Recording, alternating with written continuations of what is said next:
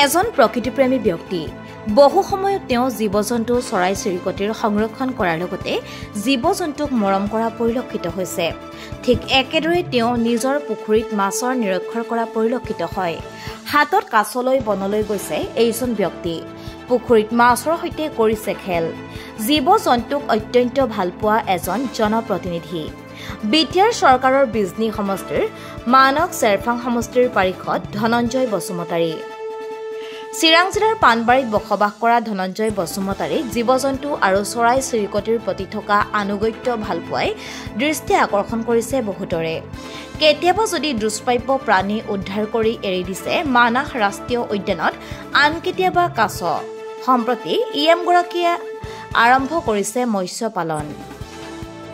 যি সময়ত এজনে আনজনক ঘৃণাৰ দৃষ্টিৰে চাই মানুহৰ মানৱতাবোধ হেৰাই যাবলৈ আৰম্ভ হৈছে, তেনে সময়ত ধনঞ্জয় বসুমতাৰীৰ জীৱ-জন্তুৰ প্ৰতি থকা অত্যন্ত ভালপোৱা নিশ্চয়কৈ প্ৰেৰণাদায়ক। বিটিআৰৰ কাৰ্যবাহী সদস্যতকৈ নিজকে প্ৰকৃতিপ্ৰেমী হিচাপে পৰিচয় দি ভাল পায় মানুহজনে। ধনঞ্জয় বসুমতাৰীয়ে যদি কেতিয়াবা মাছমৰীয়াৰ সৈতে একেলগে পুখুৰীত নামি মৎস্য পালকৰ দায়িত্ব পালন কৰিছে, কেতিয়াবা আকৌ দুষ্প্ৰাপ্য কাছ উদ্ধাৰ কৰি মানস ৰাষ্ট্ৰীয় উদ্যানত মুকলি কৰি দিছে, কেতিয়াবা আকৌ মানস ৰাষ্ট্ৰীয় উদ্যানৰ বন্যহস্তীৰ সৈতে উমলিছে তেওঁ। ধনঞ্জয় বসুমতাৰী নামৰ এইগৰাকী কাৰ্যবাহী সদস্য আকৌ এগৰাকী ভাল খেতিয়কো। খেতি পথাৰতো ব্যস্ত হৈ পৰে তেওঁ। চিৰাঙৰ পৰা Barnali Talukdar report, JV news.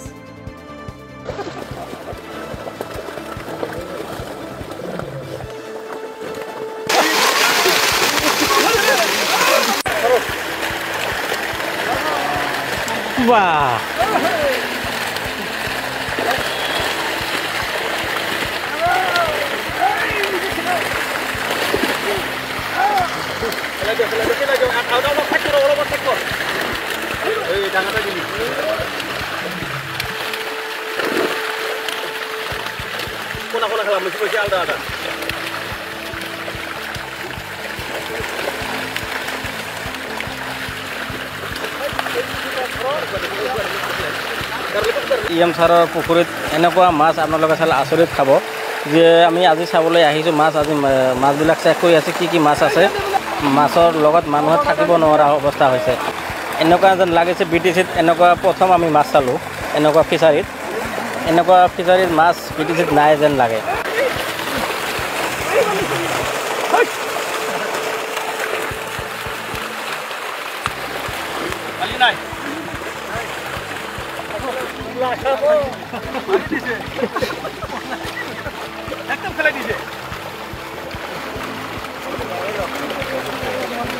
বহু মাছ আছে।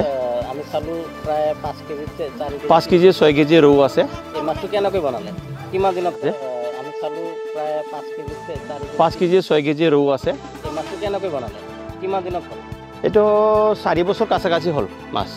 4 বছৰ হ'ল। আজি মানে নিজকে ফিছ ফাৰ্মাৰ লাগিছে আৰু মানে বিটিচিৰ কাৰ্যবাহী সদস্য যেন লগা নাই আজি। এনেকৈ ফিল কৰিছে আজি মানে সঁচা হৈছেকি মই এজন ফিছ ফাৰ্মাৰ।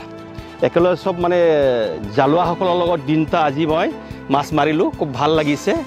বহুত মাছ দেখা পালোঁ। মানে সৰু মাছটো আমি ট্ৰেন্সফাৰ কৰিলোঁ।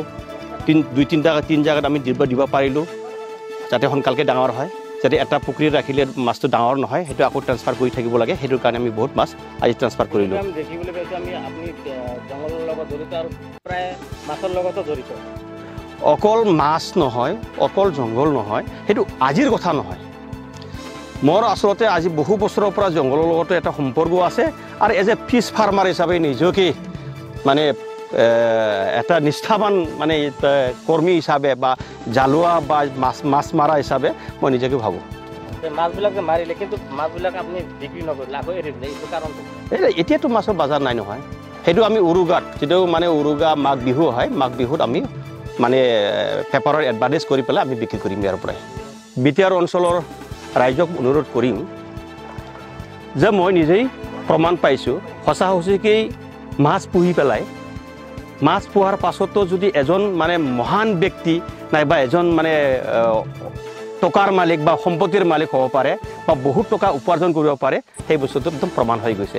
গতিকে বিটিআৰ অঞ্চলৰ যিমান ফিছ ফাৰ্মাৰসকলক অনুৰোধ কৰিম আজি যিসকলে ব্যক্তিয়ে ফিছ মানে ফাৰ্মিং কৰি আছে সেইটো ডাঙৰ ব্যৱসায়ী ভিত্তিত কৰাৰ কাৰণে মই অনুৰোধ কৰিম আজি স্যাৰ আমি চালোঁ আপোনাৰ পুখুৰীত প্ৰায় 4 বিঘা বা 5 বিঘা হ'ব এই 5 বিঘাত আপুনি যিমানখিনি মাছ চালোঁ কিমানখিনি উপাৰ্জন হ'ব বুলি এটা আইডিয়া এইটো 5 বিঘা নহয় এইটো 7 বিঘা আছে টোটেল কিন্তু যিটো দেখা গৈছে আজি ইয়াত মাছ চালোঁ আমি মেক্সিমাম মানে 30 পৰা 40 কুইণ্টেল মাছ ওলাব ইয়াতে ৰৌটো মোটামুটি 5-6 কেজি হৈছে এটাত